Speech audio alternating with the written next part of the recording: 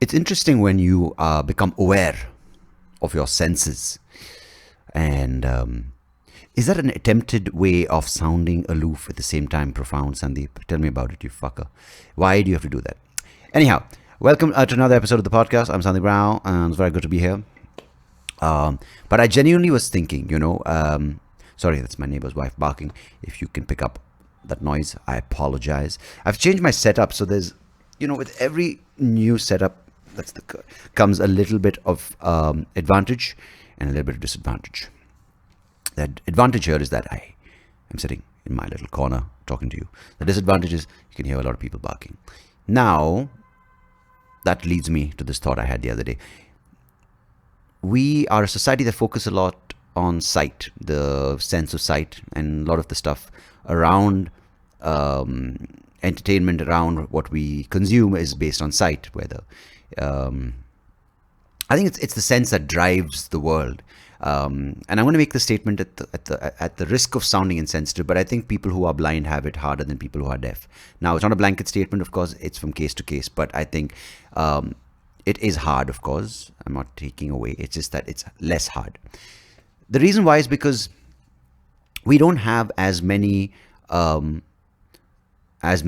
things in society that are sound based. Of course, yeah, music. Yeah, I'm not saying the obvious, but it's less punishing for someone who doesn't listen or can't hear as it is for someone who can't see. That's because we as a species don't listen.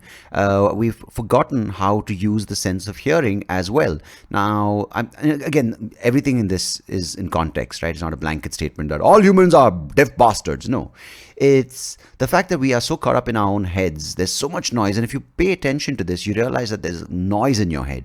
It's not thoughts, it's noise. And of course, we use the word thought to describe noise in our head because it's the muddle of like, oh, what is she up to? Fucking how could she do this to me? The self-righteous anger of being wronged, your ego being bruised. All this manifests as noise in the head. And when there's so much noise in the head, you can be oblivious to the fact that you're not able to hear.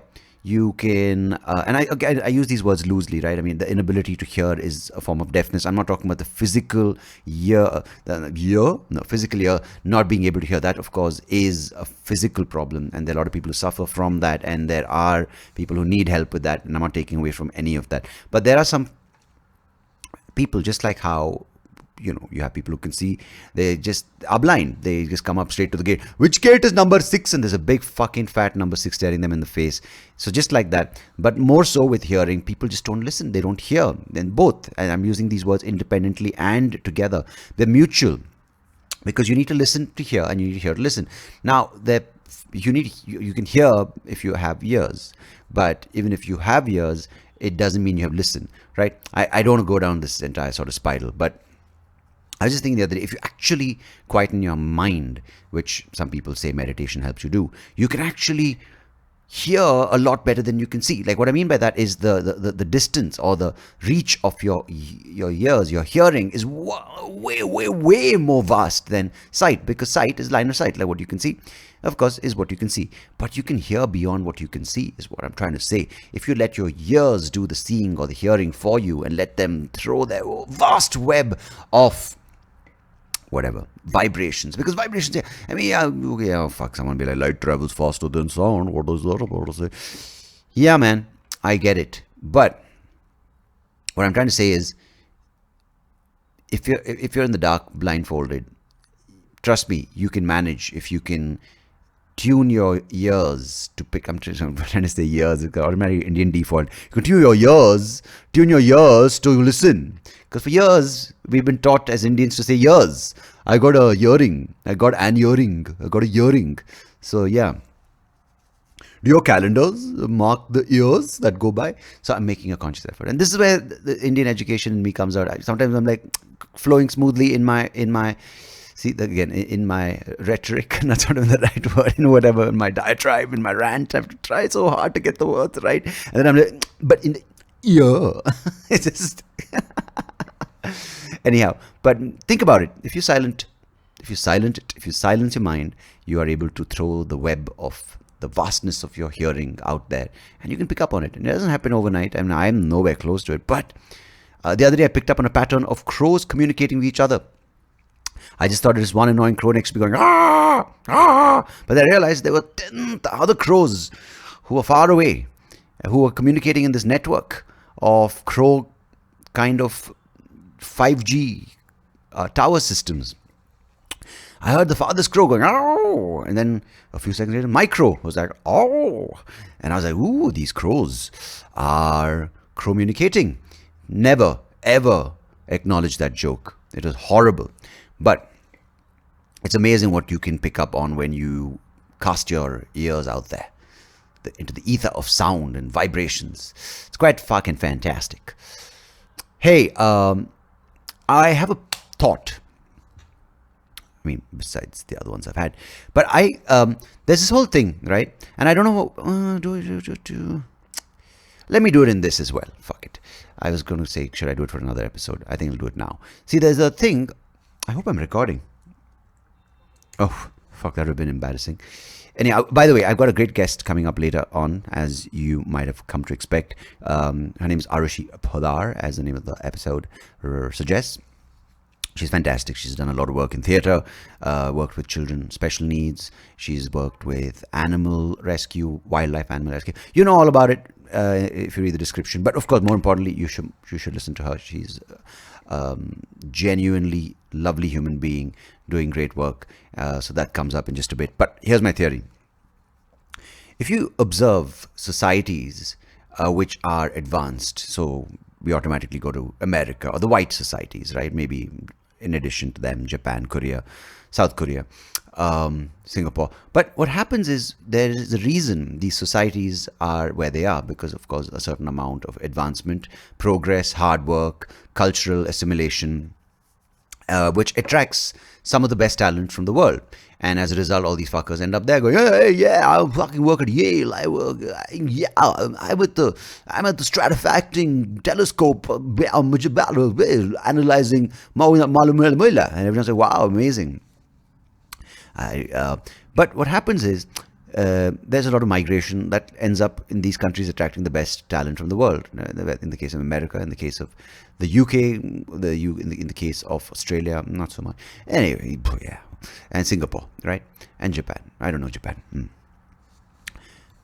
Then, if you look at these people, some of them, take Indians for instance. They went in the 1960s and 70s, and people go. And you must remember, people come to your country if you're an advanced country, not because they have a choice, but it's an option for a better life. When they leave a Bangladesh, or when they leave in India, or when they leave in Afghanistan, or when they leave war-torn Africa, or when they leave wherever they might leave to come to your country. Don't think, you self-righteous piece of shit, that, oh, look at them. It's because they don't have anything, in many cases, much better they don't have anything to look forward to. And some do, many don't. So don't think that you, as an individual, are giving permission to these fuckers to come there, because it's a collective, as a country, which, by the way, let you in the first place, that is letting this person in to get the opportunity that you got, and as a result, are where you are. But I don't get these people. They go in the 70s, they're like, oh, American dream. And the same guy now is like, fucking build a wall. Or, yeah, immigrants, refugees, fuck them. Let me tell you one thing. It's the human comfort zone, right? Because the person who went in 1970s, whatever, they worked their balls off. They got that American dream for whatever that dream was, whether it's building a house, like paying the mortgage outside the suburbs. And they got the car and they did all that thing. They sent their kids to university. Their kids are doctors. Now they're just like jerking off on the medical degree certificate on the wall. They're very happy about that. Now they're in their comfort zone. So now instead of going back and saying what brought me here and continuing to live life and innovate and evolve as human beings, they like, no, I want to become nice and fat eating at Trader Joe's. So they point saying, no, this should not be allowed. America is a great country. We should keep it within ourselves. I think comfort zones are the most dangerous place, because that's when you stop looking within and you start looking out. You start pointing fingers and you're like, they are the reason why we are bad. Like Bangalore was like, oh, these people are coming and taking away our culture, our identity, our language. Start looking out and blaming your situation, or blaming others for your situation, or blaming others for your lack of situation, or your lack of ability to move on and move ahead and to get And there's a problem when money is your sole goal or comfort is your sole goal. You're never going to grow beyond that. Once you have the things like, yeah, I will buy 10 more pairs of socks from Costco or wherever you go shopping. It just becomes a self-perpetuating. I wanted to say that word the entire episode. That's why I brought it to this point. It becomes a self-perpetuating prophecy where you end up becoming so comfortable that you don't want to grow. You don't want to change. You are scared of letting go of what you already have. And as a result, people coming in who have the same dream as you, which you once had, are a threat to your existence, a threat to your comfort. So what do you want to do? You want to push them away. You don't want them to say, hey man, I'm doing this. How about you show me how to do it? And you go and elevate or whatever to the next level. Nah, it's too much work, buddy. You got to sit and you think that it's easy, that I got everything I got over here. It's not that easy. As a result, you have this entire mess we're in. So my solution, and today I provide a solution on this episode, is to have, I think, no permanent citizenship to anyone. Every 5 years, you have a set of parameters that you prescribe or a set of parameters that you follow. Now, there could be physical health, it could be mental health, it could be social contribution, it could be compassion, it could be humanity, it could be humaneness, and the way you treat your fellow people. Now, all these things, you have to be physically fit. You can't become an obese piece of shit who's just consuming. You can't be someone who's mentally abusive. You can't be someone who's physically abusive. Now you can't be someone who's abusing the planet. You can't be someone who's just raping everything around you for greed, for your own gathering of wealth. So you can't be someone who's just taking. You got to give a little bit. So you have all these things. Everyone has to give a certain amount to charity. Everyone has to give their time to helping other people. When someone's down, you pick them up. You don't step on them and shit on them like how most people do.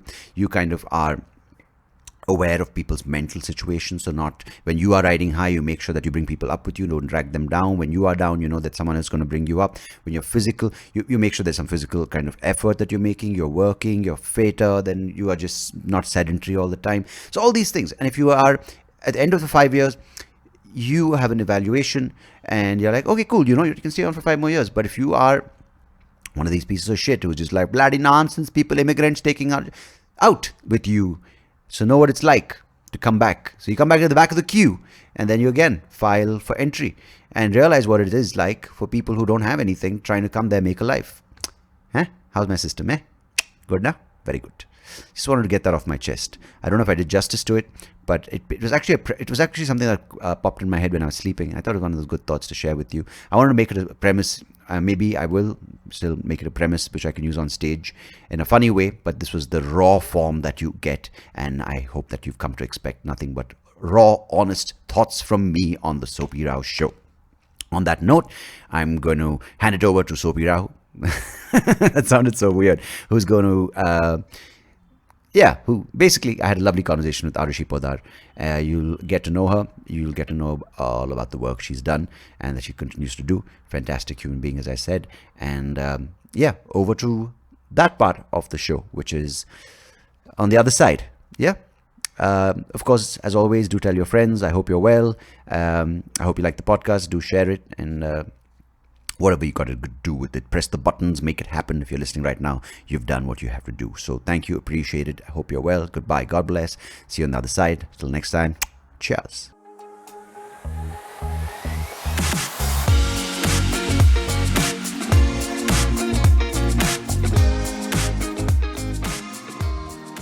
Arushi Poddar, welcome to the SoapyRao show. Thanks for joining me. Hi, Sandeep. I'm glad I could, with all my apprehensions and reservations. Hey, no, first things first, I need to address this because people need to know that there are parents like mine that exist out there who have known you for 22 years or more and not told you about my existence. So Gosh. I told them last night, they're like, no, we've told her this. She didn't listen. I said, I doubt it. I told you they didn't know about my kids either. It was just, how... Yeah. That's crazy how, we spoke yesterday and I've known of you for many years because of my cousin and you being friends. And no, I really appreciate you doing this because you told me you don't do this and you don't really come forward and talk about the work you do. So I really appreciate it. And, as I told you before, I started recording the Zoom thing, right? It's interesting that we're doing this video and it's predominantly audio. But the reason I told you, I'll tell you on the call is video is not something I should be focusing on because as a guy who can't see, but having said that, every visually impaired group that I'm a part of, is really keen on doing video. Like, in fact, there was a Zoom call which was organized by an organization in Delhi where they wanted me to sort of put the word out there to people who are keen on becoming stand-up comedians or podcasters. And it was like 15, 20 blind, visually impaired people. And it was a Zoom call with video. I'm like, what is the point? So How sweet. the first 20 minutes of the call is, can you see me? Can you see me? I can't see you. And two girls at the end of it are like, we can't see anything. And I'm like, oh God. And then the organizer's like, no, your lights are off. I said, dude. Okay, this is so funny, but but I guess, we don't just think automatically, right? We don't think this. And what I noticed is, I did this thing for this organization where it was about inclusion, diversity, and the whole language has changed, right? Where people, and a lot of people who were part of this, there were people asking questions about disability and about inclusion at the workspace. And I remember one guy who was hearing impaired or something, and the admin was coordinating the buttons, right? He said, Harish, we can't hear you. Can you unmute yourself? I said, dude, the guy can't. Can you use words like unmute? Anyhow, but it's an experience, really. But no, really appreciate you being here. And I think I don't want to go into, the work you've done, because you've done so much stuff, but you have been in this space for many years, right? Where you told me that you have, I don't know where to start, because you've done work with children with special needs. You're in the education space, you're with animal welfare. So would you like me to lead in with questions, or would you like to just talk about certain aspects? Where did you begin, and what sort of led you down this path? It's a very vague question. So where did I begin with all these things that I do? I mean, what started it all off? Like, where did you, after college, like what sort of was the drive to go down the path that you did? So, well, just the first question you asked me about where did it begin, I think, Sandeep, I'm just trying to think. When I was young and my neighbors, the guys around would use catapults and hit at goats and sheep and cattle and hens. I remember running out and having these major fights with them. And my mom would say, oh my God, here we have like a born fighter. Then thankfully my parents were very literally and creatively inclined, culturally. So I was introduced to dance at a very young age, 3, Bharatnatyam. Then, a lot of things we didn't know then. That's not okay for bones and stuff like that, right? You know how things were. Everything was just organically happening in people's lives. So I started Bharatnatyam then. I started Carnatic, Hindustani music and art. I think, that developed into joining SET, Students Educational Theatre, when I was about 12. I was probably the youngest. And we started productions. And is that a bit like Bangalore Little Theatre kind of thing? Like the so BLT, yes. SET got absorbed into BLT when we lost Bandhana director. Then Ashok Mandana took it over, and BLT, yes, we did a lot of productions with them. But SET, by the way, if British people come, they'll probably think that's a place where they serve sandwiches, right? What is this place, mate? Everyone's dancing around. Sorry, bad jokes apart. Okay. No, so the theater thing. So no, the reason I'm just trying to get a gauge of, I'm glad you're mentioning this. So you had this, because the stuff you're talking about, this fiery need for justice, when, of course, I think that it's cruel, right? When people tie firecrackers to a dog's tail, or they throw stones at animals, and of course, then you have this love for which is of course inspired by your parents for dance and creativity and theater. So no, I just want to keep a mark of all of this, because you're doing all of it has come to fruition in your life's work. So it's really there are remnants of it. There's some of all of it, I think, in some sense. If we don't count the last 2 years, the last 1.5 years of COVID, but most of it is interesting. I never thought of that. Where was I? So yes, theater, then moved to, then some producer directors saw me on stage and then asked if I could move to TV serials. Okay. So then a little bit of that. I was very young, Sandeep. I was 15. You're saying it like an apology. Don't worry about it, because I've done ads for Myntra. So my soul is sold. My wife is running a sustainable e-commerce platform for ethical designers, and I'm doing ads for Myntra. So No, so for me, no, I'm not. Did I sound apologetic? Okay, I No, didn't no, mean I'm that. joking. No. I'm joking. But can I ask you which TV show this was? So the first one that I acted in was 3 by Sridhar Shirsagar. So Okay. he was known in Bangalore circles simply because he made Khandan and Ghar Jamai and all of that, all in Bangalore. Okay. And you were a lot younger, but Winsor Manor was taken over, and we had, that's when Neena Gupta got launched and a whole lot of these people. Hey, is Neena Gupta that first- lady from that show, the Fabulous Lives of Bollywood Wives? That's not her, no? No, that's not Neena Gupta.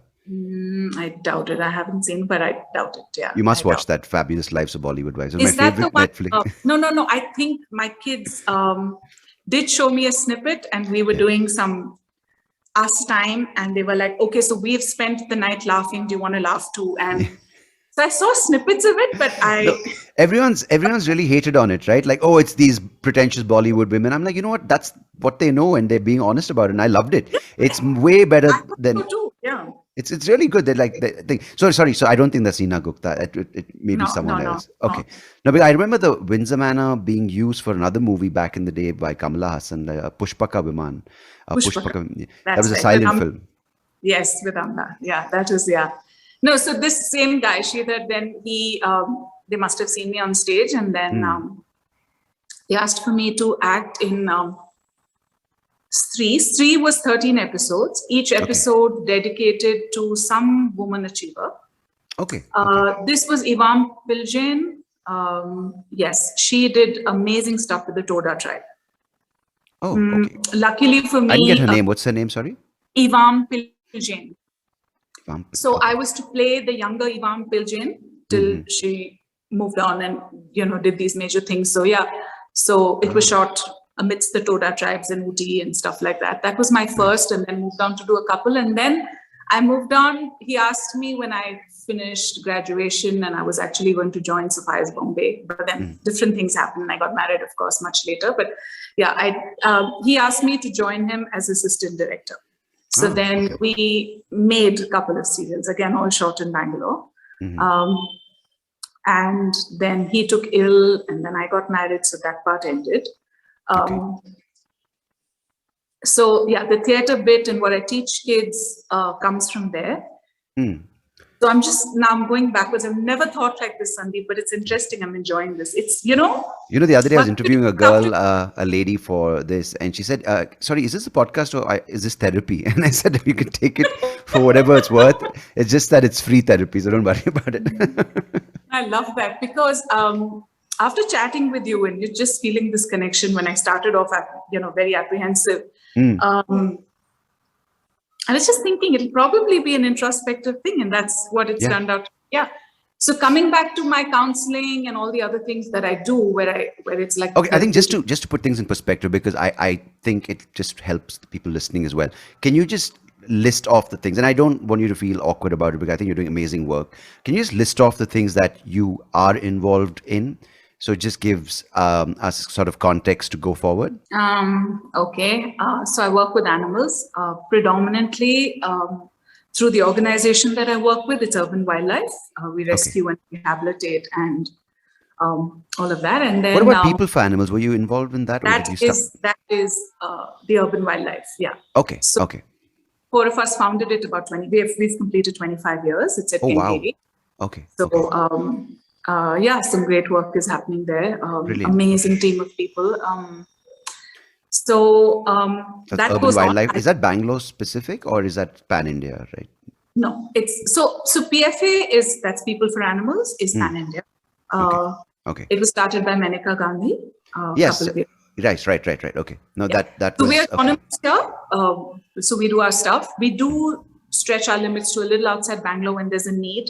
Because macaques and things like that, if no one is able to rescue and have them in the in the center for a while, if they need care, then we intervene and we go. But otherwise, within Bangalore limits. Yeah? So urban wildlife. I know that's a question. Urban wildlife would mean all those animals that are not domestic, right? Which would mean if you see a snake in your garden, if you see a bird hanging from the kites that we fly, the manja that remains on the tree, and a kite or a crow or an owl that's hanging from there, who do you contact? You contact us. Yeah, it's terrible. It's terrible. Or you see an abandoned squirrel nest, or you see a macaque that has had acid thrown on it, or there's a hit and run or an electrocution case. Good Lord. You contact us, right? Or you contact if you see a nest and you don't see the parent birds. What happens to the fledglings? They come to us, right? So we hand feed, we hand rear, and then we release them. You have a center where you can take in these animals and birds? We have a rescue, we have center, we have vets. So you work in collaboration with organizations like Animal Ambulance or CUPA or Second Chance and all of them, or it's a different domain because they do domestic. So we started off like that, yes, and then we realized that this space wasn't taken care of. You couldn't have a snake, and you couldn't have a macaque, and you couldn't have a crow right next to a dog and a kitten and a whatever. Yeah. So that's when this started off. Okay, so we come under the Central Zoo Authority and the Karnataka Forest Department. So we don't have animals like dogs and goats and things like that. This is something which I don't know if it's a relevant question, but so when when we look at the forest, that sort of thing, when the national parks and with actual so-called wild animals like leopards and the human-animal conflict that happens when people encroach the forest lands, and as a result you hear of man-eating tigers or leopards taking away cattle, and as a result people poisoning them and stoning them. But within a city like Bangalore, specifically say Bangalore or Bombay, and these animals like crows or my best friend's pigeons, which, oh God, they terrify me, or even things like squirrels, we don't really think of them as sentient beings that need the time of day, right? But do you see an aggressive extermination of these animals by people who who call them pests, right? Whether it's crows or pigeons, and you have these people putting thorns, and we all do it living in buildings. But with the sort of expansion of Bangalore and the commercialization and this rapid development, if you want to call it, do you see an aggressive attempt to wipe these creatures out? I wouldn't say that, Sandeep. Okay. No, I wouldn't say that. I think unthinkingly we're doing a lot of stuff that's happening. Okay. Yeah, I think most often it's sad, but we do things because we aren't aware. Okay. So another big thing that PFA does and has been doing for the past 25 years very actively is awareness. Right. So we would go in person. We've covered over 4 lakh schools till 2019. 4 lakh students, what am I saying? Yeah. Right. And then that's a lot of people, right? And we have companies that we would have visitors nearly every day. So companies come and their teams, they like to work with enrichment. Enrichment means, so we had a jackal or we have an otter. So then you create a space for it. So they work towards that. They paint cages. They do, they create hammocks for young macaques who want to swing and play. So we try to give them an environment that's very similar to where they're going to get released into, right? So you're once creating they get a sense of a habitat. Yes. And before they're released, there's no human contact. So the fruits are placed within trees, trees, and the water, there's a drip irrigation thing, which works like they're able to drink water like this, like they would, So you're trying to make them cleaning, that needs, yes, that so when they moved away, then we have teams that go there and do stuff. We have toys that need to be placed, which the little baby orphan macaques play with. It's a lot of things like that which people enjoy doing. So where do you leave them? Like you find these animals, like say what's the one you said swings off a hammock? Is that a form of monkey? No. So when I mean by hammocks, the little julas, the swings. Right. No, you mentioned, is that an animal? The macabre? What did you call it? Sorry. The monkey. Yes. Oh, it's a monkey. Right. Yeah, so these are in the city, right? I mean, while you say they're urban wildlife, where do you leave them back? Do you leave them in a forest? Okay, so they can go back to a forest. Turahalli, wherever. Savandurga, depending on where. And we have the forest department accompany us. The RFO will accompany us, and we release them. So they socialize together. So once they're ready to be on their own. We have a nanny who's amazing. She's blind. She's been with us for about 18 years. So she kind of loves them, hugs them, and gives them the motherly feel that they have missed. Sorry, 1 second. This lady, she's human, right? This person? No, she's a monkey. Oh, are you serious? Yeah, we've had Elizabeth. We lost her about 3 years ago, 2.5 years ago. And Nanny, wait a second. So this nanny is a blind 18-year-old monkey who nurses these baby monkeys. So in terms of nursing, if I could show you, so whenever I go to PFA or anyone goes to PFA, you'll find her like this, and there'll be 2, 3 here and 2, 3 here. She's holding them like this, and her head is like this. And yeah, she makes up, I don't know. I mean, I can remember 120, 130 often young ones who she's been mother to. Incredibly. Wow. See her. And only to monkeys, right? Or is it to all creatures? Oh, no, only to monkeys. Okay, that would be a miracle, right? Yeah. We lost Elizabeth. Elizabeth didn't have limbs, so we could never release them into the wild. We have Nina right now. We have a couple like that who can't go back. Okay, you're doing something which I'm finding amazing because you're giving them names, right? So do you do it for all of them? Because the attachment becomes that much more, right? For you to release them then? Yeah, I don't have anything to do with that. This is the team at PFA. They're amazing. So we have Kosambari. You mean like this? Yes, Kosambari, which you eat with Anasaru. No, I'm not surprised because I've named my Labrador Jinke, which means deer. Yes. So, but just to make it sound more formal, we call it Jinke Marie. Like, she comes from the Queensland, you see. The names are adorable, Sandeep. The names are absolutely. I like that. If you ever want to visit the place, I can take you through an audio journey. No, I'd love to. It's just that, I'll tell you what my fear is. Okay. Just to give you context, right? There's a guy who's a friend of mine called Vicky Franklin, right? He runs a dog school. It's called Fetch. It's past Hennur. It's in that direction. So I took Jinke, who's my Labrador, who was the initial intention was to train her to be a companion dog because seeing guide dog in India is a bit difficult with our infrastructure. So I took Jinke, and the moment he saw, he's like, dude, she's not going to pass any kind of exam because she's a full failure. She's got brown eyes, brown nose, not going to listen to anyone. And I think Jinke heard that and she's like, excuse me. So to prove a point, when we came back home, she rubbed her nose in grease to have a black nose. But that place has, of course, mainly pets coming there. But of course, sometimes he obviously, if people are so horrific, right? He's told me stories where they get their kids a pet for summer, right? Like it could be a pet iguana, it could be a pet dog, or it could be a pet cat. And then they realize when these animals grow up, they need, of course, the animals, right? They need their playtime, they need their running around, they need exercise. I don't know whether an iguana needs it, but whatever. So they just, after the 3-month summer holidays, they realize it's too much work and it's easier to get an iPad, and they just abandon these dogs or these creatures. And he said he's seen some horrific things where they try to leave them on the road and they just say, it's not our problem anymore. And he's told me some horrific things. So what I ask him is, how, and I'm going to ask you the same question, is when you are repeatedly exposed to I wouldn't say, as you said, it's not the intentional cruelty of a human being, but sometimes, yes, people burning or acid, or how do you do it day in, day out? And you're around people like this in the team from People for Animals or your own team.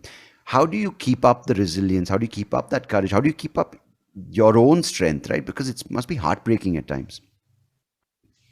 Yes, it is. And the whole team that's there comes there and begins with volunteering. They know what they're getting into, and then they stick on, and then they become part of the whole gang that works. And right. So I would say the 3 months of volunteering that most of the people do helps. It kind of weans them into it. Right. Never lessens the pain. It just never lessens the pain. Till year before last, we were doing stuff that would kind of soul fill, if you know what I mean. We'd have a retreat and a couple of things I've organized, but it hasn't happened, unfortunately, through COVID. But yes, that's something which is which I amaze at with the people there, the rehabilitators, the vets. And the thing is, you never get insensitive. We talk of doctors, they do surgeries and then people pass, right? I think it's just building your resilience, in cases like this, especially with the voiceless. I mean, you choose to go there. You choose to quit a corporate job, or you choose to not further the MBA degree to get you money, right? And you choose to become a rescuer, which doesn't fetch much with an NGO after all. But the gratification, there's something that happens. There's a shift that happens, Very often the animals come in such a bad state that no matter what care we do, we can't make them live, right? If they've been dehydrated for days on end, hanging from a tree where they have been partly sliced with the manja, right? The Chinese manja. Yeah. That's coated with glass. So they come in such a... Yeah. Yes, this is the kite thread. So good Lord. There's only so much one can do, right? And it's terrible. It's terrible. I mean, I'm not there. I'm not in the ICU. So even when I visit, it's outside. People aren't allowed in the ICU naturally, right? In the OT and stuff. But no, I mean, it's, when Jinke was a pup, not pup, she was about, she was about 2, 1.5, and she had gone down in the building, and this is of course a very protected environment, and of course can't even compare her life to a wild crow or a wild squirrel, right? But some idiot who had come to fumigate the building has thrown rat poison cakes, and this one, without knowing, has eaten it. And next thing, she's frothing, her tongue's hanging out, her eyes are buzzing. I'm like, what is going on? And then I called Vicky. He said, just take her. So we took her to Cupa and the reason I'm mentioning this story is just seeing her helplessly think. I mean, we got her in time. They gave her, activated charcoal. She threw it up, and then they didn't know what it was. We didn't know at that point it was rat poison, but they gave her all the kind of anti-venoms, the potassium. Sorry? They must have flushed her out. They gave her potassium K or whatever the thing is, which is also for rat poison. They gave her all the things. But just seeing her in that helpless state shattered me. I was like, my God. And this is just, And so when you say this, it's I think what happens, right? I mean, I'm speculating, and of course, correct me if I'm wrong, but when you see that kind of pain with people who are doing this amazing work, it's kind of like they have a well of empathy that keeps building, and I think those are the kind of people that are keeping the sanity in the world. Because on the other extreme, you have these the well of greed that is never ending and keeps trying to be filled. But I think the solution, I mean, we say spiritual leaders, we say whatever the world might need for the future to be better, but people like you and the teams like the work that they're doing, whether it's with animal rescue or working with people who have been subject to domestic violence, or people who are helping rehabilitation for war veterans or people with disability, I think this is the balance that is keeping some semblance of hope and sanity in the world. Because otherwise you look at it, it's just crazy, right? Yeah, Sandeep. I'm just thinking we're in a better place today. In the sense that I find compassion a lot more common to experience than earlier. People who weren't, I think we're all compassionate beings. I think just somewhere something happens and we get self-centered, or we just switch off, or we live in denial. I think the glass gets very murky, so we have to wipe it down once in a while, the filter to life. Yeah. So I think as much as social media has its whatever, so great things, I think it's a great tool to educate. Yeah, absolutely. So I think there is a lot of stuff that I see. So I'm 50, right? And I've seen consciously, say, 43, 44 years. I mean, I remember back till then. And I remember, not that teasing and bullying is not common today, but there is a lot more awareness. So even if you don't know what you're doing and your friend corrects you, you are willing to change, because there's a shift that's happening. I don't know if I'm explaining it right, but I'm just saying I get it because earlier I would cattle when I was young with maggots and bleeding, and I would want to have stuff happening, and I would do it and everybody would look at me. thinking I'm like really wonky. But today, the difference is that if I see a cow that way, there would be people who would not only just join me, but willing to take it over. And they say, can we do stuff? Do you have to get somewhere? That's the thing. Like, when I get calls, Karmikas call me, they're like all my buddies, all these people, because I used to do solid waste management in Sadashiv Nagar. We started off a thing called Sada Zero about 10, 12 years ago. Oh, you did solid waste management in Sadashiv Nagar, is it? Okay. Yeah. Now, how come there's so many politicians still living there then? Do you want me to open my mouth? I'm not saying anything. No, we are in a safe country. God, that place, it's got a lot of solid waste. Okay. That's our little inside joke. It's fine. I think freedom of speech, I think we have it for a few more days in Bangalore. Just a few more days. If we get started there, and if I tell you the inside stories of all the... No, let's get there next. But I don't want to take away from this because, I think there's one thing where I think people listening right now, right? I think they feel, if, and this is where I have a problem sometimes, right? Like with animal activists, and I'm not painting this with a broad brushstroke, but there's some people like, you guys you never do anything for the animals. I'm like, dude, take it easy. Some people don't know, right? Like there may be a girl or a guy who's not grown up with pets or animals, and they might be a little squirmish of touching a dog. They might be scared. They might not know. Like for me, if you ask me, I'm terrified of birds. Absolutely. I don't know, like when a pigeon flutters its wings, I'm terrified because for me, I can't see what the bird's doing. It's just a sound that is quite frantic. So when you see a pigeon, I might not even see a pigeon that's hurt, but I can hear something in pain. We can always tell when an animal's in pain. So for people like that who aren't able to physically handle a bird or a squirrel, they shouldn't feel, oh my God, I'm a horrible human being because I couldn't help. But they can call a center like yours. They can call a QPA second. And I think that is important to know that you can help even by connecting the right resource to that animal, I think, right?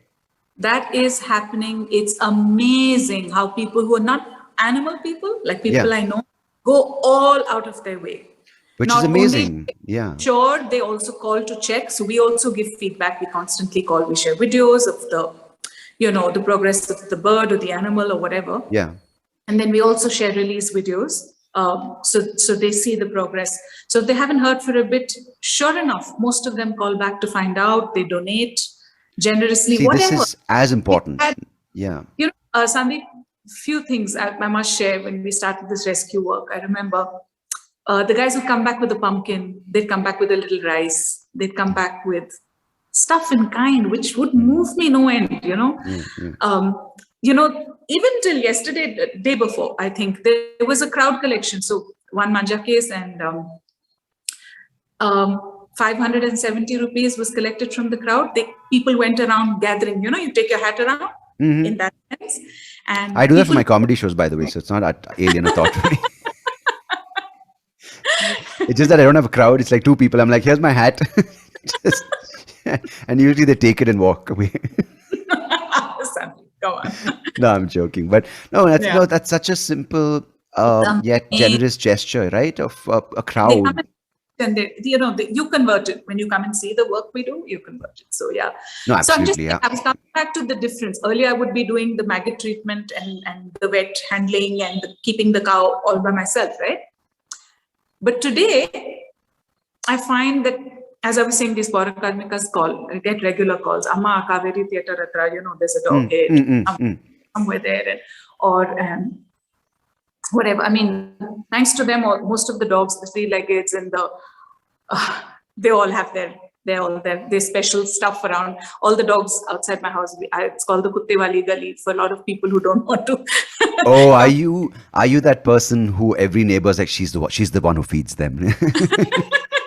No, I restricted to this area so I can handle it. But yeah. Yeah, no, there's some people who are like, no, these people who feed the dogs, they don't understand what a menace because these dogs attack two-wheelers. And I think it's important maybe to address that there is a responsibility to uncontrolled feeding, right? Because I think it's an entire package where you have to make sure the dog is spayed or neutered. You have to make sure that because Definitely. Otherwise, Because it's a point of privilege when you're in a car. You get. I mean, and dogs are dogs. They're not all cuddly pets, right? They do have territorial fights. They do have aggression. Some dogs may be rabid, and it's not just giving bread and saying, "Oh, hey, cool, my problem." Because a lot of people, I think, who mean well, but they don't understand that when they just give the bread and go home, it's not the end of the story. The dog is up to stuff, doing things. But I find that consciousness there a lot more now. Okay. Earlier, I have known of people in the area poison the whole litter and the mother. And oh, good Lord. Yeah. But now with a lot of awareness and a lot of activists who are out there counseling, explaining, things have changed. Okay, that's good to hear. It's a lot to do with the youngsters. It's a lot to do with having a support in a group. Like, if I were the only one who howled and cried and did stuff like that, I mean, I do stuff on my own. I'm not part of a group, but I'm just saying, when the Paurakarmikas call now, and I share it with someone who's on, these groups that work together to help animals. Yeah. Promptly, I get a message privately saying, "Hey, do you want me to go there? If you're busy, can I be there till, Care or Cuba come to pick up the animal?" And I'm like, wow, Crazy. I haven't reached out to them. I just asked, does anybody know anyone? And I contact Care or Cuba directly, right? But so they immediately send their ambulance or whatever. But there's somebody from this group who's taken up the responsibility to be there till the ambulance comes. I haven't asked for it. And it's amazing. They go through till the end. There were some injured donkeys. So a whole lot of people from Sadashinagar were up and about trying to make sure and that, they were fed and they were treated, and go to the Dhobi Ghat and tell them that, listen, we're barricading this place. We've come with the cops. You can't just let them out to eat garbage and plastic all the time. Now that's taking it to another level. I'm just saying this. I think there's a lot more compassion. And so do you, this is something I've heard, right? Because I have a friend who works in, I can never get the name of this forest in up north, Bandhavgarh? I think so, yeah. So his name is Hans Dalal, and so his story is remarkable. He's got cerebral palsy, but he loves the forest so much that he does these hikes inside and helps, capture these man-eaters. You can't rehabilitate a man-eater, but kind of not just put them down, but they figure out a way, right? I don't know what he does. But the other side to it is also the rehabilitation of people who were poachers, right? So in this case, and you said the Dhobi Ghat or these people who have these Jatka stands, there is a certain amount of human rehabilitation involved because they don't know any better, right? So is that something which you also kind of consider in your program? Yeah, that reminds me of a story. So we've done lots of things. We've stopped animals in circuses. We've stopped the madaris, the bear, the people who went around with bear and monkey and stuff like that. Oh, right. So way back, we've done lots of things like that with the tiger and elephant. And so the Madari thing, that's something that I feel very sad about till date. What is, sorry, I called me ignorant, but what is Madari? Madari is a bear thing? Okay. No, so these guys who walk around with bear and come to your house and beg, right? Who ask for money. So that was stopped and, law was passed and stuff like that. So all these bear were taken away from these men. Right? The bear were part of their family. Yes, some of their mouths were stitched and they had ropes through their nose, and it was cruel because they were picked up from the forest when they were very young and taken around to, how you take cattle around and, on festivals and you play the, whatever, Nadaswaram, and you collect from us the same way. I call that hell. It's like, it starts off, I'm like, oh my God, no, even that cow or the ox is just like, dude, okay, I know I'm a cow, but can you stop the noise? Play Usher, play something. Don't play this crap. Yeah, so those were taken away, and they, because they all had TB because of the human contact, they couldn't. The bears, okay. Yeah, the bears. So there was a place given by Banarghata, and all these bears were there. 23 or 33 of them, I don't remember. Now, what made me stop? Like, I remember freezing when I had this thought about, now what about the Madaris? What about these families that are dependent on their earnings from this bear? And they're nomadic, right? They don't know anything else. And what Yeah. about these kids? And I've got goosebumps, yeah. So the thing was that not only did they not know what to do and they depended on this earning, they were very attached to the bear, and the bear was very Yeah. attached to the person. So right? there is there is a bond, right? Oh, of course, no matter what we term as cruelty, which is, right? Which is cruelty. But their forefathers did that. Yeah. They knew nothing else. Their sons would do that if this law didn't come and, we didn't intervene. And But could you have used them in that center as help? So that's what happened. So we tried at that point to tie up with a lot of NGOs that work with humans and rehabilitation and stuff like that. A lot was not successful, but quite a few of them who were willing were hired to look after those bears at Banarghatta. So that was, some solace, not all, but some of them were moved away. Right. So that's what I feel Sandeep is missing, that whole complete circle of work. Are you getting what I'm saying? I think sometimes there is a gap in the, I don't want to use the word chain, but there is, there are sort of issues where there are some, there are a lot of different people in the part of the process who are well-intentioned, but it doesn't come together. And as a result, you don't, there are some either people or animals or some things that kind of aren't on par because of this gap, I think. Yeah, I agree. Because, look at the astrologers. They all have parakeets, right? In their little cages who pull out the cards. Wow. Okay. I didn't know that. Okay. Okay. So these, these, they have these pamela leaf little cards. Right. Okay. Yeah. And with them, they have this parakeet in a little cage. So they let the parakeet pick on the card, and then they tell the person's fortune, right? Right. And future and whatever. Now these parakeets, the wings are clipped. Right. And that's, but one second, the wings clipping is every bird in captivity, right? Like I don't they have those ones, the traffic lights, which are colored, they sell them, the small little ones. They're all dipped in, like the bajrigas, they're all dipped in dye. Oh, good Lord. God. Yeah. So, so we take away the parakeet from this man, right? We're supposed to confiscate him. We get a call, our rescuers reach there, we take the parakeet away. I mean, but someone like him, does he know what's going to happen because he can read the future? Sorry. That joke. I mean, I'm glad you're bringing in humor into this heavy stuff, Yeah. No, it's a genuine thing, right? If you're that good, I mean, people will be like, yeah, he should have seen this coming, right? But clearly he's not as good as he claims to be.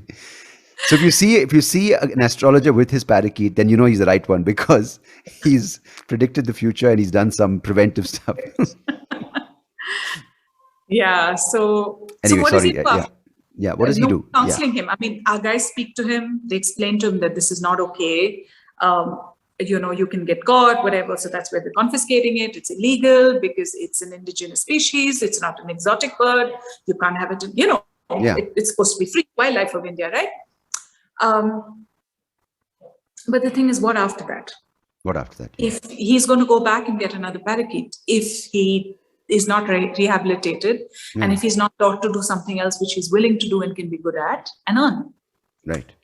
For everything, I'm saying. For generations, if that's all they've known with these people with when the we bear. empower, we go to villages, we empower women. Are we empowering the women? Yeah. To deal with them? Are we speaking to their in-laws? Are we speaking to the adults? Are we speaking to the panchayat?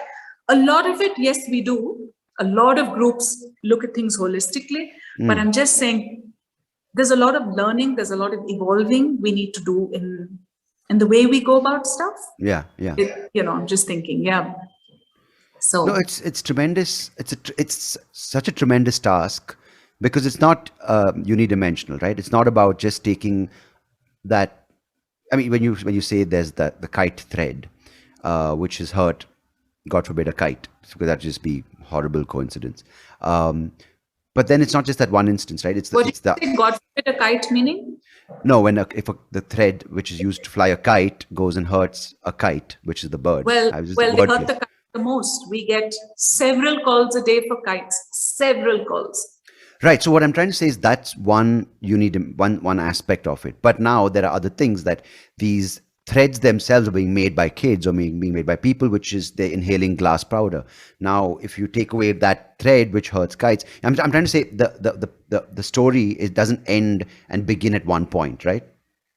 So the manja, the glass coated manja, is banned. It's been banned for 7 years now. But we still have it, right? We still have it around. Yes. Yeah. That's the whole thing. So there's been a movement. We've been trying to, you got to impose things. You got to be active about checking about where it's being manufactured. People are doing it at their homes, and through COVID, it was a fantastic pastime because you were doing it on your terrace and you were playing with the neighbors. Oh God. And so we would get like 13, 14 calls a day. Most of them were kites, unfortunately. But whatever the bird, I mean. Because it's literally when it's taught and it's at full extension, it is. I remember this. It was my sister's classmate. I don't know why suddenly this thought came to my head. She was riding her bike. I think one of those. It doesn't matter which bike. I don't know why I'm being specific about the bike. And she was riding across the road, and this thing was across. She didn't. Obviously, you can't see it, right? It's a fine thread, and I think it ended up slicing her forehead apart. I mean, she didn't. It was a bad scar. But you can only imagine what it'll do to a bird or to any creature, right? Yeah. Crazy. So that's a lot of heavy stuff, Sandeep. But I want you to talk about this stuff because a lot of times we cherry. Of course. We kind of like cherry pick or we coat it in sugar, and I don't want people to think that there's either or. Either you are hands-on, going to villages, going to rescuing, or you're just oblivious, right? There is a middle ground where you can, in some small way, because I'm not a person who's I'm squirmish, right? And I'm maybe not the most courageous when it comes to if I see a wounded dog, because you can't just go approach a wounded dog because the dog will attack. It's trying to defend. A wounded animal is dangerous. So. Yeah. You must be educated and you must not feel helpless. Like you must be like, you know what, I do have a smartphone. I do have access to something. So I think this is where the conversation, I want to bring in people who are like, oh, what can I do? There are things you can do. So maybe, at the end of the conversation, we will drop all the numbers and links that people can reach out to. So sure. Go on. Yeah, go on. Sorry. I'll share that with you. Yeah, I'm just saying, a lot of the times, you bring home a fish in a little plastic bag for your kid, and then your kid's excited and you say, oh, wow, this is a fantastic return gift to give for my child's birthday that's coming up. Oh, God. So there's 60 little goldfish in 60 plastic bags, right? Can't we give the kids as a return gift? Just take, I don't know. Just if they're that flippant about life.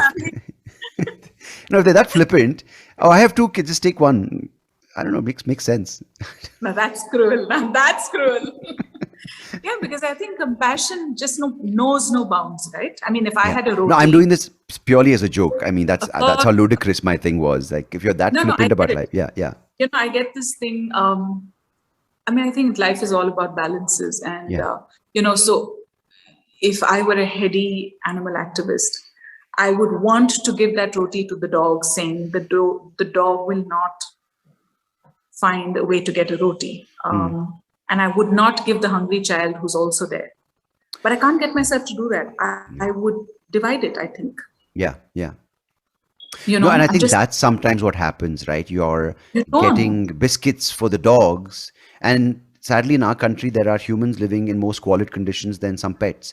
And I remember doing this as a bit on stage. And of course, it's a joke. I want to tell people clearly that it's a joke. That's saying that there are some families who have a Saint Bernard, which they spent 2.5 lakhs importing from wherever they imported it, or they have this Korean Mastiff, which costs that much. And then they have a guy who's taking care of the dog, who's not got an education, right? So this dog has a birth certificate, but the guy, and it was genuinely a funny observation of how people are so oblivious. And just what you said, they're spending lakhs of money on the food for the dog, which is pedigree, this kind of quality, but they don't care at all about the person taking care of the dog or the human, It's very, very prevalent. It's prevalent in our society. It's all over. It's people I know. Yeah, it's very sad. So the dog gets ghee rotis and the staff doesn't. The staff doesn't get to go to the same doctor that you do. Even with babysitters or with nannies, right? They bring them out with the kid and they're sitting at the same table. In fact, my dad pointed this out. Like last week, we were at a restaurant and this lady is taking care of the child and not even giving her anything to eat. I'm like, dude, So it's there across the board, right? So what do you do with such people? Like, how, can you Just put these? hoping the next generation brings about some awareness. Yeah. Because No, I but is think there a way to put these people down who behave like this? I mean, do you do this? Do you know any center where you can just complain about these and put them down? I'm being ridiculous now, sorry, but no, but I'm just saying, imagine if there were certain norms that you had to follow, right? yeah. Then people would do just out of fear without thinking. Yeah. They just do it because they had to do it, right? Why do And we? how do we bring that about? How do you Why tell? do- Because people say like, no, I don't do it because the automatic thing is no, someone else does it, right? But how do you enforce a thing without making people defensive, putting them in a corner? Because there must be a way, just like there's a thing, right? When the same Indian who litters here, the moment they leave Heathrow, they don't litter there or whatever, whichever country. So how do you put that fear? Like in Singapore, they are terrified, like of spitting chewing gum or whatever. But how do you get that in a country of our diversity, our country of disparity, where it's so much? How do you enforce when there's a live people depend on a dancing bear for livelihood? How do you bring about, and maybe this is too vast a question, maybe it's too broader topic for you to cover this thing, but from your experience, how do you sensitize people? How do you bring about this little reform? How can it be, and is it even possible to do on a policy level, or is it more individuals and groups trying to make that change? I think we need a revolution for a lot of things, but so something I remember now, when we started the solid waste management, everything was going to Malwali and everywhere, and just making. Sorry, so that was the landfills, right? That was the landfills. Right. And so one or two of us decided in Sadashivnagar to start this. We named it Sada Zero, and then a whole gang of people, we became one big active gang, and we would go down streets every day, and we'd have these presentations and coffee mornings, and we'd distribute 3 bags, all of that. We went every week to every home through Sadashivnagar. We helped them segregate. We taught them that sanitary napkins go here and your Tetra Paks go here. And we actually did it with our bare hands to teach them, because they'd say, aake hamare staff ko dikha do, humko nahi pata ye sab. And some, even after 4 years, refused to do it, right? So what we did then, we had a brainstorming session, all of us, and we said, you know what, let's get their neighbors on a Sunday morning. And we're a gang of 10, 12. Invariably, at least 6, 7 would come in every Sunday morning. And this is all specific to Sadnagar, right? Yeah. Okay. This would happen anywhere, right? Sorry, I call it Sadnagar. It's just one of those things. I love it. Hey, it's a lovely place, okay? Yeah. No, I just live there. It's home for me, but yeah. So what would happen was that we would go to their home and say, good morning, how are you? How are you this Sunday morning? And, God, you guys must have been so annoying. Yeah, you have 20 people and you're in your lungi and your white vest, and you've got a coffee tumbler in your hand, and you're like, yes, what do you want? And we're like, we're neighbors, we were just wondering what you were doing with your solid waste, your plastic, what were you doing with your thermocol? We'd like to come and collect it. We've been trying to do this for 4 years and we've been unsuccessful. We were wondering if there was some way we could help you be a part of this movement. You see, your neighbors have been giving for 4 years. Oh, believe me, complete conversion that Sunday and every Sunday. I think just out of sheer fear going, I don't want them back in my home ever again. No, brilliant. No, I'm joking, but brilliant. It is the neighbors. They don't want their immediate neighbors to feel that they're not doing what should be done. It's peer pressure, right. That's it. Brilliant. Neighbor pressure. The thing, there's this one lady who was, I remember vividly, she was one of the neighbors' maids, right? I really think she could have qualified for one of these field events in the Olympics, like either shot put or javelin, because this lady would leave the neighbor's compound, the house, and the ring, the garbage ring, the ring which got made for the earlier days. Yeah. It was about maybe a good 60 feet away from this house. So the moment she'd leave, and there's no, not in segregated waste, not in garbage bags. It was in that dabba, right? In the thing we collected. She would fling it, and this thing would make its arc. Of course, scattering garbage, which the neighbors would, and it would make it 60 feet away. And by the time it reached, there was no garbage left because it's just spread across the road. And I was like, my God. And we told them, can you can you give her bags? And they were like, no, no, no, no. Once, and that was that mindset. I'm glad it's changing. Once it leaves my gate, it's no longer my problem. Because there was that corner, the corner on Sadashiv Nagar, I'm sure there are corners across Bangalore where there would be the ring, which was the dumpster, but there would be no garbage in it, but everywhere around it. Yeah. And I was like, what is going on, right? So I think mom started this thing where we would at least put it in bags, because the people dealing with it, the people collecting garbage, they have no gloves, they have no sanitation equipment. They would be in filth, and there would be needles, there would be, there would be so many things which could hurt them, right? That's why we started this, because by the end of it, the Parakarmikas, the whole team, they were our friends. We'd had coffee, dosa together, and sit down in the lower level park, and they would share with us how much money they're making every month, because they would go directly sometimes to Jolly Mohalla or wherever and sell the plastic, segregated stuff. It was a lot of money, because otherwise, if it was mixed with wet waste, they would fetch nothing, right? Yeah. Things changed. I mean, I must say, we reached about 93%. Except for few homes which were like guest houses and stuff, which didn't have much. But then, since we numbered every home, and no, it's amazing, because Sadashiv Nagar, of course, is a much more, you could say, controlled environment where there are so-called more educated people. So-called, the emphasis being so-called, because you do have the main solid waste, which we spoke about earlier. The ones. Education gets you nowhere. You know how many people, professors, doctors, who have said, "Why are you irritating us?" I've had a laptop thrown at my belly.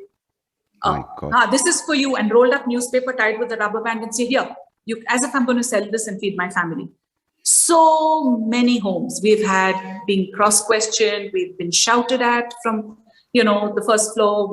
Do they feel threatened, or do they feel like they know it all and you are like vermin trying to educate them? What is that? Where does that come from? Because I know, and that's the point I was trying to make. Education as an academic prowess has absolutely no, and people always revere these guys. Oh, he's a PhD. He's a total prick, because they are the ones who are not willing to change, right? In many cases.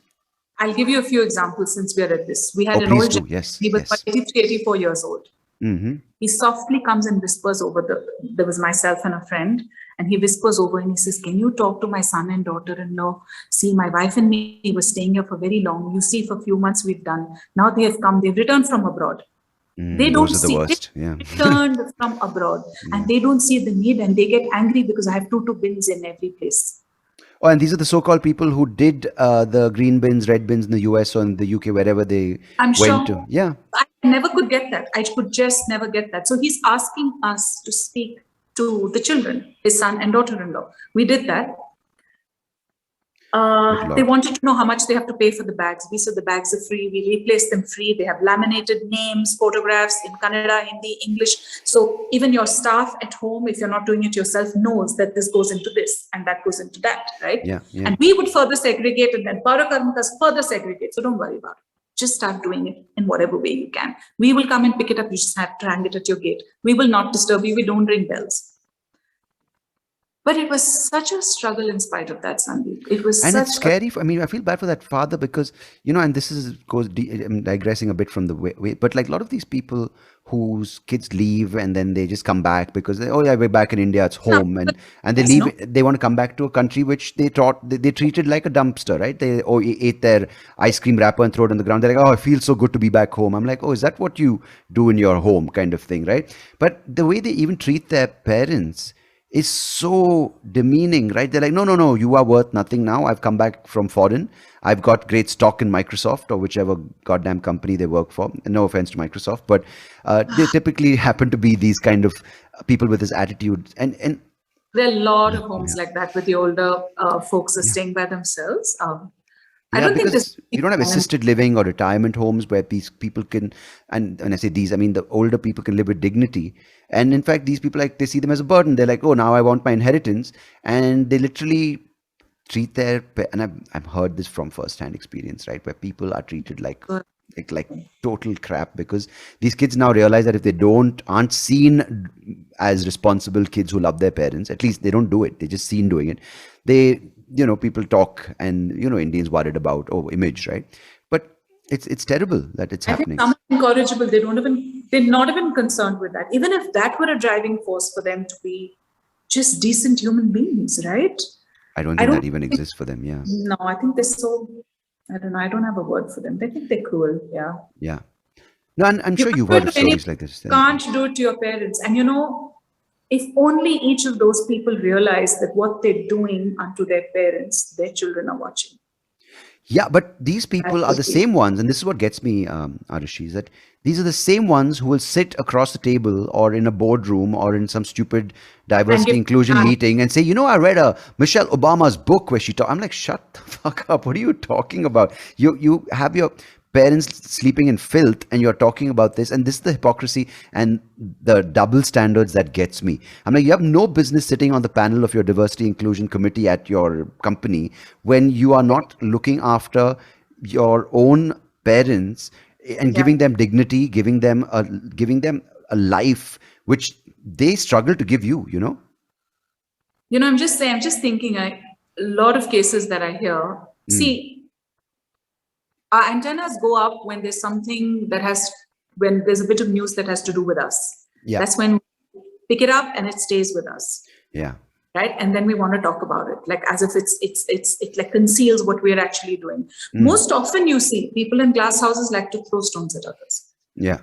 Most often. Yeah. Not always, but you know how it is. I mean, I guess it just. No, we spoke about this yesterday at the point where I said that you don't want to look at your own shit, right? You don't look at your insecurities, your problems, the things that go into making you, which are not always good. But instead of, that's a painful journey sometimes for people. Like, oh God, I've done. Instead of that, you want to point fingers, the glass house thing. You want to say that person, because of that, we're like this, because of this community, we're like this, because of these kind of, because of non-vegetarians, the planet is thin, I'm saying the blame game. That's the biggest problem I feel we're in right now. Yeah, so anything you do. Now, if there's a cruelty case and you go, people's walls build up immediately, right? If you go to address them. Or when we were doing Sada Zero, when the solid waste thing. Now, imagine if I have people coming to my home, like I see a group of 4 or 5 people, and I'm like, oh, what's happened? What have I done? What's going on that I don't know about? So the first thing is my defenses are up. Yeah. Right? So I want to be aggressive. I want to protect myself. It all depends on the tone that those people adopt. Yeah. Because we're not used to systems being set in place by authorities who are supposed to. So when our neighbors and people around come to do it, we feel like something's being pointed at us and we don't like that. You go automatically on the back foot. Yeah. Yeah.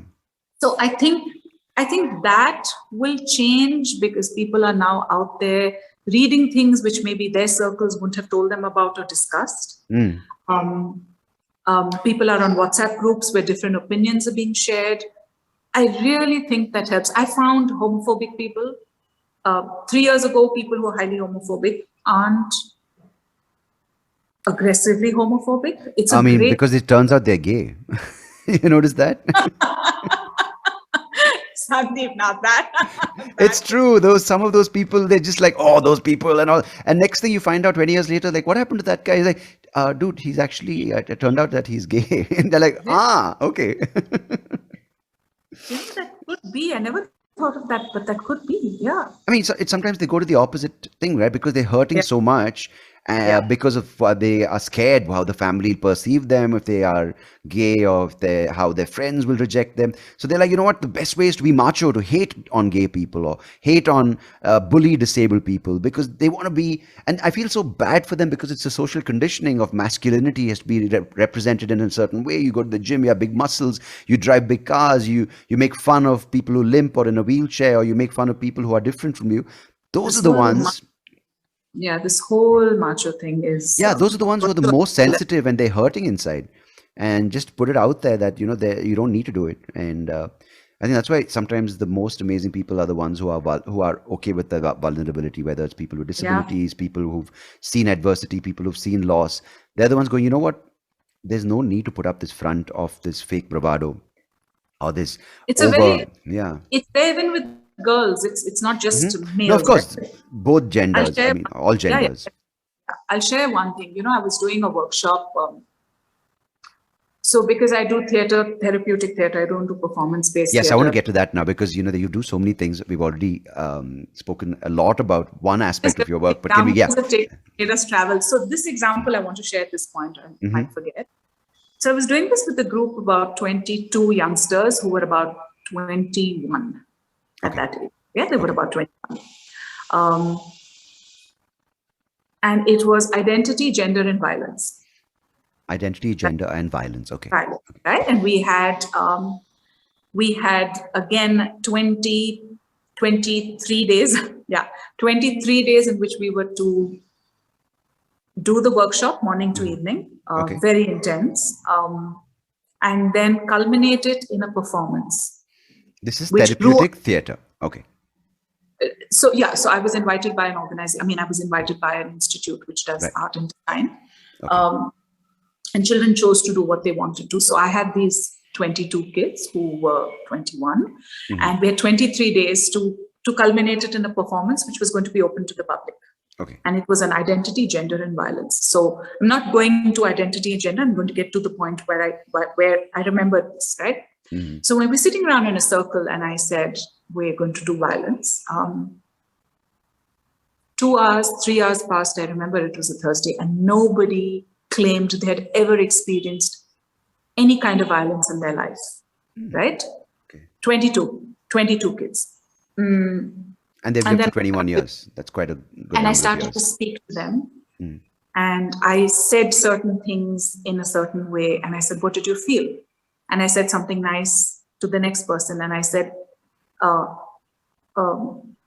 hey, why are you sitting with your legs crossed like that? You know, and then I said, how did you feel? And then they said, whoa, what was that about? And I said, so how did it impact you? And they were like, well, it shook me up. You know, you don't talk like that. And, you know, so I said, wasn't that a kind of violence? And they're like, no. And then, you know, I addressed every one of the 21 of them. And something opened after that. I had a girl say that she had to move out of her PG because every single day she showered, the ventilator was in a spot where these guys from the neighboring building could see her. And there's no way she could reach to cover it. And I said, so what do you think that was? Then I had a boy say that every morning his day began with, when he was at home, he was here in a hostel, his dad yelling, shouting, he had an abusive dad. And I said, so that's okay. What did you feel every morning? I was very scared every morning. I wanted to go to school without walking on eggshells. To the common room to eat breakfast with my mom and my brother. And it went on. Then I had another guy who said, so you know what happened, Arushi, yesterday? And I said, what happened? And he said, well, I washed my hair. So he had long curly hair till here, this guy. And he said, so I washed my hair. So when I wash it, it's even longer. And I got onto my bike and I was going from one PG to the other. And a guy came on a bike and pinched my backside. And I revved up and I started to chase him. And when I took him on and I took off my helmet, he realized I'm a guy. Right? So he threw something at me and then he sped away. And I said, so what was that? He said, yeah, that was violence. I said, yeah, so at the end of the evening, there's this sense that violence has to be stabbing in the heart or being shot by a gun or being whipped by some. Because I'll give you my context to what you just said, because I was like that. I didn't know, I thought a certain tone of speaking was the way to speak because I heard people around me speak like that, whether it was family or certain, I don't want to name anyone because it's not required to bring them into this. But when my wife was like, Sandeep, when you talk like that, it really makes me, and I said, but I'm not using a single bad word. I'm not cursing. She's like, no, it's not that. It's a tone. It's dismissive. It's demeaning. It's not respecting me as a human being. And I was like, whoa. And I used to get defensive, right? I'm like, you don't know what you're talking about. You can't hear. And I used to go down that path and self-justification saying, no, you don't know. You're being oversensitive. Then it's so hard. And that's what I was talking about yesterday, right? It's that journey of looking within, going, okay, you might think that it's fine, but for years you just did it because you didn't know, you didn't want to think beyond the acceptance that this is the way it's been taught to me and I'm going to do it because I've been surrounded by people who do it anyway, and it could be something as simple as sounding critical, right? Like the first thing you wake up, like, why you wake up so late? It's not cruelty, it's not a physical violence, but it's not required. It can be said in a different way. And when I realized that, it was literally like, I wouldn't say eye-opening because that wouldn't make sense in my case, but it was a big shift in the way I looked at things I did. So it's very important that you mentioned that, because when you or me tell somebody, a child in the morning, first thing, why'd you wake up so late? Yeah. The feelings that the child stays with is, gosh, I've mucked up You again. become so I'm not critical good about enough. every aspect of your life. You're like, oh, I'm worthless. And you're just, every activity then, I'm telling you from personal experience, is to not evoke that emotion from people around you. So you end up Then start faking it. You start living a lie. You stop sort of putting out your true feelings, how you actually feel, because you're scared. You're always scared that you're in the wrong. Yeah. And I'm telling you from, this is my example, and if anyone, this is not, of course, not therapy, but it my own example, and now when you stop living in that fear, because you know what, your self-worth is there, and once you start speaking and aware of the way your tone is, it's almost like you are starting to live again, or live properly for the first time. There's a lot of unlearning one has to do, right? Yeah, because unlearning is such the biggest learning I did in 2019, 2020, 2021 is unlearning things that I took for granted, things that I thought were the way to do things and say things. And because it's role models, right? People around you, whether they're inspiring or uninspiring, but sometimes you're unconsciously being influenced by them. Yeah, this takes me back when we were, what you were talking about, like saying, why do you wake up so late? So I had a lot of people who approached me to do a parenting workshop once. And so a group of us my colleagues who did counseling with me, we decided to design one way back. I'm talking about 24 years ago, 23 years ago. And the day I was doing communication as one of the things for that day, I greeted every lady who walked in to the space differently. I hugged some of them, I ignored some of them, I held some hands, and I looked into their eyes. I said sweet things to certain people I stared at. Yeah. And there were a group of 12 women, mothers, right? One started to cry. And that's how I started the whole communication thing. And we started by sharing about how each of them felt with the way I greeted them. Believe me, it was such a dramatic thing, because I said, so that's communication. So what did we do yesterday that we can think of with our children that could be different? Yeah. Oh my God, I think it was transformative. Right. You've got to feel it, right? You've got to feel it. Because otherwise you don't know. So most people don't know. That's the whole thing. They don't want to take a moment to stop and think. Yeah, I think it's all about awareness, and I feel that's the crack in which social media has exploited this emotion. This failure of social media is where people who don't know any better, in the sense, not because they don't want to, but they just don't know. They don't pause in life. So they're just like, you know what? The existing way is exaggerated, and it's magnified to an extent where it's creating damage. Where, I mean, you said you're 50. I'm sure there are people in your age group and older who have not come to terms with their emotions about how they feel, the way they treat other people. And those people using who don't want to admit that they're growing older, they're not aging with dignity. So then you put social media in their hands, and you have a bunch of performing monkeys who are dying inside, Yeah, you never get to know what they're really going through. That's the sad part, because they've never had an opportunity, right? I just wish our I think your schooling neighbors, system— you said they're coming up with construction. I can hear it now, finally. That You can? noise. Just now. I think they heard the social media story. Two neighbors. So yeah, just shut the doors and windows, and I was just keeping my fingers crossed that, No, it's fine. It's fine. You pointed it out that it might be a sound, but I just picked it up now. But sorry, yeah. So the thing is, it's not about youngsters. I think people across age groups are suffering, and they're not able to confide in anyone, because therapy might be seen as stigma. They don't have, and it's so sad, many don't even have friends to talk to about these things. Imagine if we had it in our educational system, right? Empathy. Yeah. Imagine if we taught compassion, and you can't teach compassion, but you can teach someone. It's a skill that can be developed, being empathetic, I think. Absolutely. Imagine if we taught all of that instead of history dates and stuff. Imagine if we taught, expanding our creativity and honing our skills rather than This should be a rote. part of home science. This should be a part of sociology. This should be a part of maths or whatever subject, right?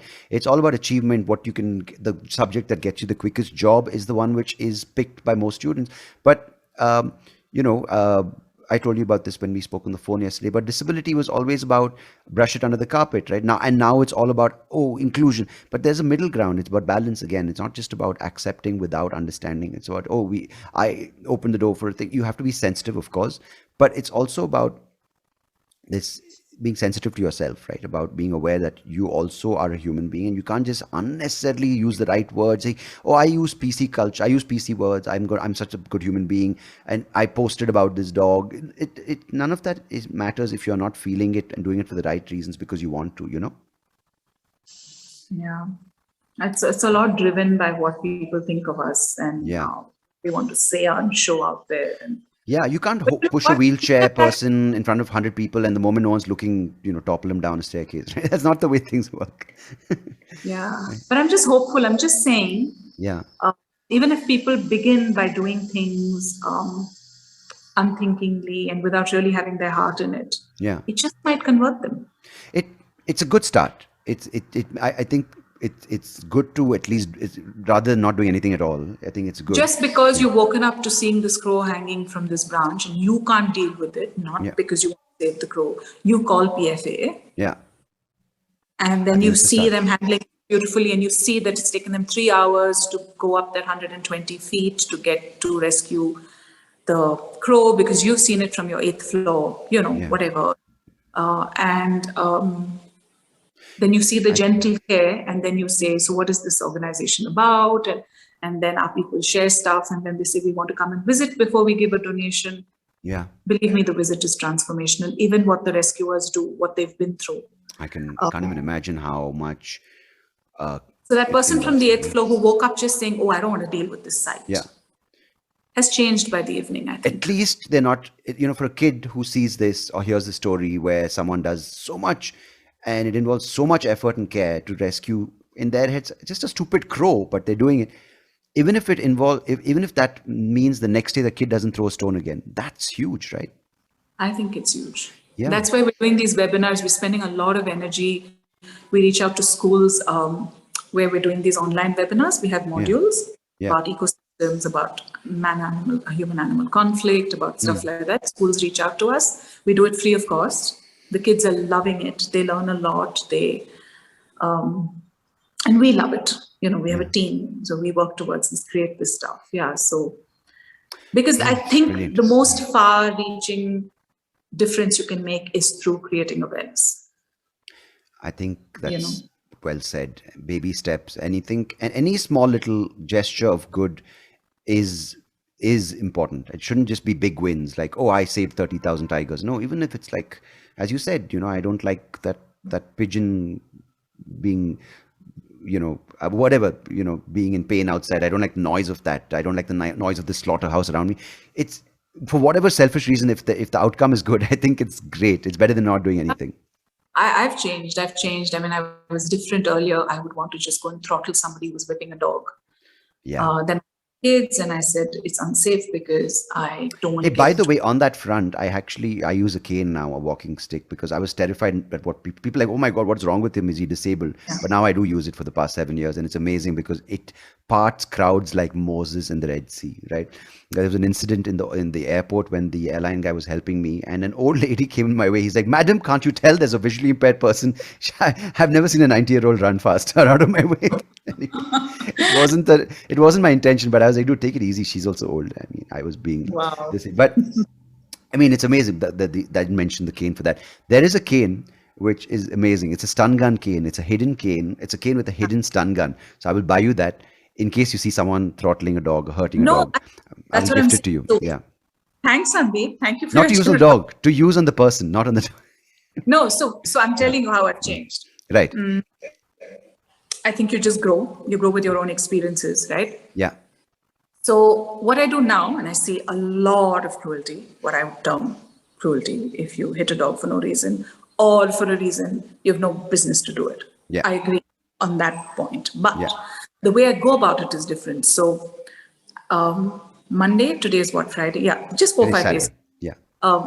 Saturday. So I've been seeing this guy just simply just whack the dog. Just what would seem to somebody is mild to me was like, it's not okay. It's not okay. It doesn't matter how hard he was hit. Just a tap at the back for no reason. As he's walking, he's on his phone. Tap, tap, Just a random dog. No, the dog he's walking.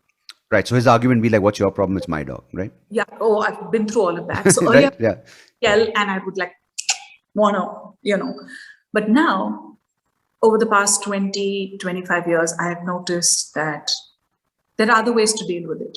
He doesn't know otherwise. He's been hit for everything. If he didn't eat, he was hit on his head. If he ate too much, he was hit on his head. If they wanted to show love, they pinched his cheek hard. This man I'm talking of. What is another thing of cruelty which I find, sorry to interrupt, but I'm going to add to this. Those morons who smash cake on your face? I think they need to be banned, because it's like sorry, I know I don't want to take away from, but it's just the most obnoxious kind of human behavior. When birthday bumps, kicking the shit out of someone because you want to wish them. What is that, right? Yeah, ways of showing affection were also so aggressive, no? Yeah, hitting the head, pinching the cheeks, as you said, squeezing the ears. I'm like, do not touch the face. I used to be anything. Yeah. Why say anything that's not okay? Yeah. But this guy came possibly from a space like many of the thousands of others I've seen who hit dogs, cats, chained them and whipped them, and they didn't know better, right? Their language of affection, their language and they were scared. Acknowledgement. Yeah. Then the only language they knew was violence, right? Yeah. So how else did they acknowledge the dog? So I have watched, say, this one man who I addressed on Monday. I was just telling my kids about him. I was telling my daughter for a couple of weeks, months actually, since the monsoon began. And I realized the same guy would fondle the dog. When he's sitting down, he'd hold the dog like this, talk to the dog, and when he started to walk again, if he held his cane up, that stick up, the dog's tail would be between the legs. And I said, this guy's confused. If I'm going to shout at him, he's going to take the dog inside that home where he works and hit the dog up. Kick the dog, right? It's the easiest way to be. How much will you do to feel me? Powerful, yeah. Yeah. So I've just made friends with him, right? I've seen through the park and I've just made that's friends a tough with him. one, right? To get past that initial need to throttle and say, okay, I'm going to try befriending this guy. Yeah.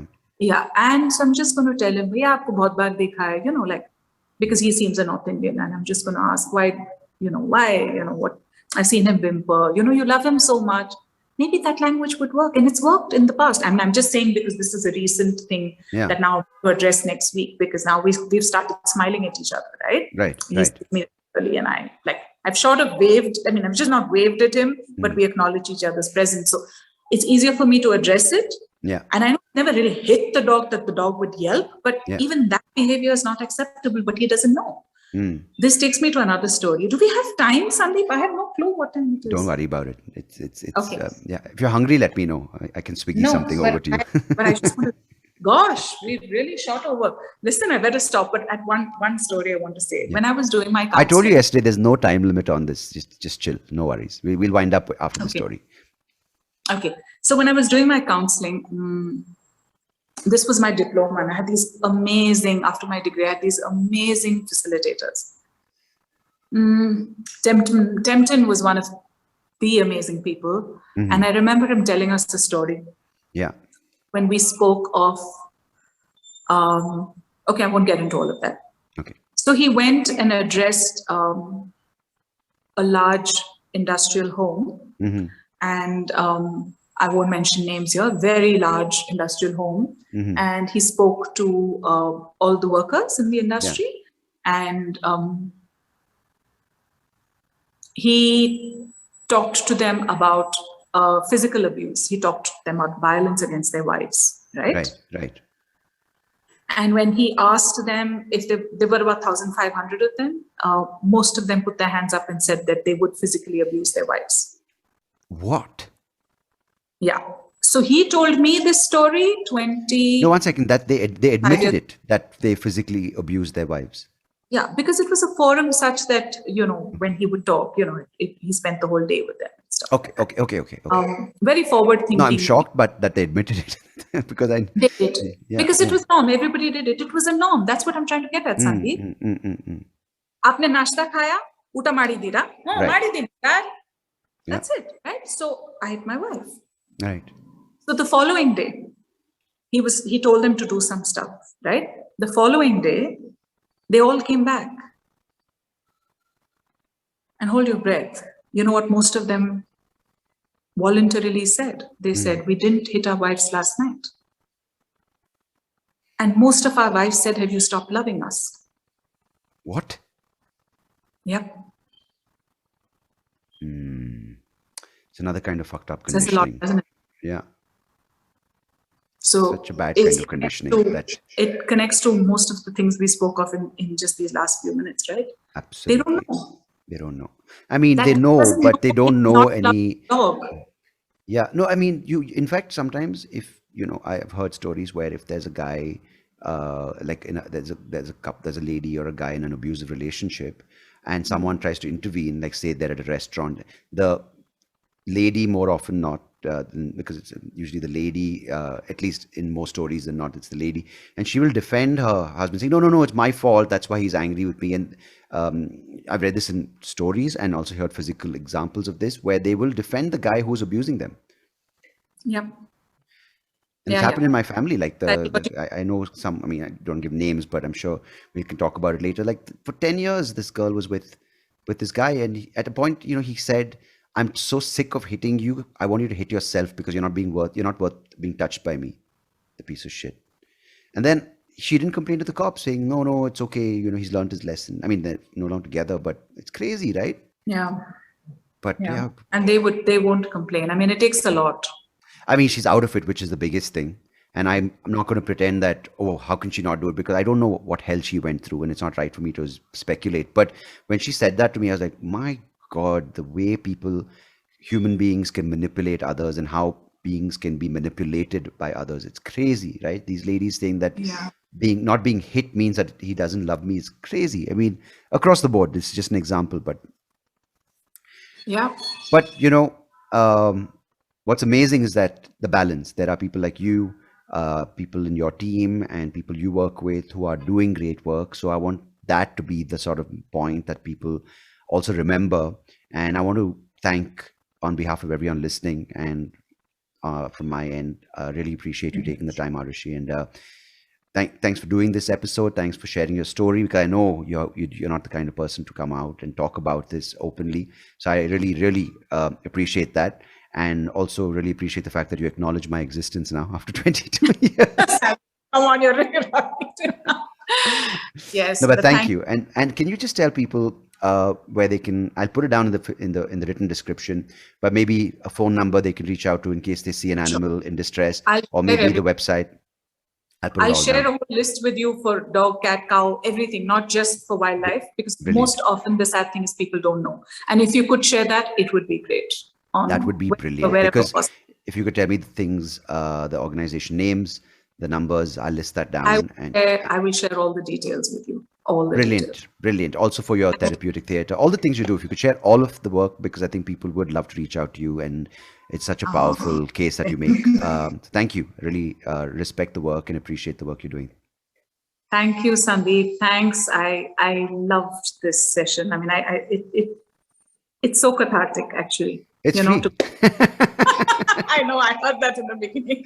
Thanks a lot, Sandeep. Thank you, Arushi. Appreciate it. Cheers. Thanks. Bye.